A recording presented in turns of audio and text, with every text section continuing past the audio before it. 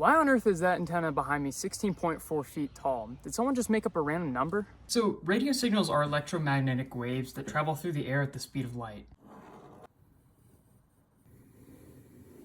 This is one wavelength from crest to crest. I can't draw it for the life of me. On the 20-meter band, one complete radio wave is about 20 meters long. So this wavelength from crest to crest, these are the crests up here, these are troughs. From crest to crest or from trough to trough, if the radio wave kept going down, this wavelength right here, 20 meters long. But how do we know we're getting the most efficient use in our antenna? Let's imagine this is our radio, this box right here. It's a water pump, and it's connected to a hose or a coax, and water is being pumped through it. Let's say we have our nozzle, and this is our antenna. If this nozzle matches the hose, then the water is going to flow very evenly and smoothly. If the nozzle is too small, then some of the energy gets reflected and the water goes back through the hose to the radio. This is basically what impedance matching is. So how do we match this? Our wavelength symbol for one full wave is this symbol right here. Our full wavelength is this symbol. Our half wavelength is half of that. And our quarter wavelength is a quarter of that. A quarter wave vertical only needs 1/4 the entire radio wave. If we do 20 meters, which is our band, divided by 4, which equals 5 meters. And 5 meters times 3.28, because 3.28 is in feet. That's how many feet is in a meter approximately. And that gives us a rough estimate of 16.4 feet. For 20 meters, I'll write it up here.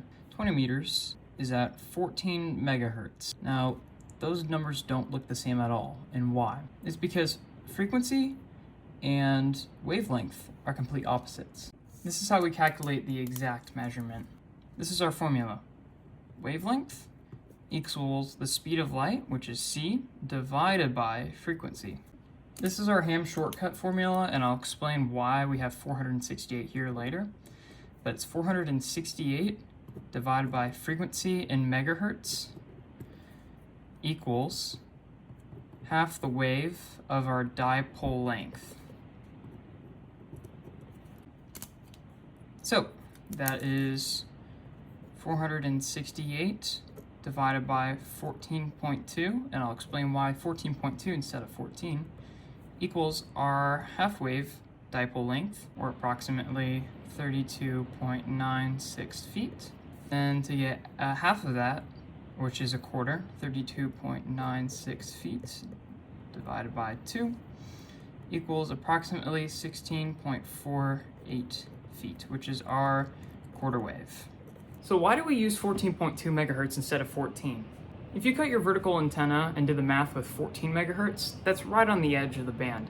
If you try to talk to someone on 14.2 megahertz while doing the math at 14, then your antenna is going to be too long for the frequency. That's why we use 14.2, or the middle of the general class band privileges for single sideband. Why 468? The speed of light is about 984 million feet per second. And for a given frequency in megahertz, the wavelength in feet is wavelength equals 984 divided by frequency in megahertz. And a half wave dipole of that is wavelength half equals 492 divided by frequency in megahertz. But Andrew, that's 492, not 468, so what's happening? Well, radio frequency energy travels much slower in a wire than in free space, and the ends of the wire act capacitively, making the antenna electrically longer than its physical length. The effects reduce the effective length by about 5%. This is talking about velocity factor, where radio frequency propagation in copper is just about 95% of light speed. Therefore, the capacitance at the wire ends increase the electrical length. We have to multiply 492 by 0.9512, which gives us roughly 468.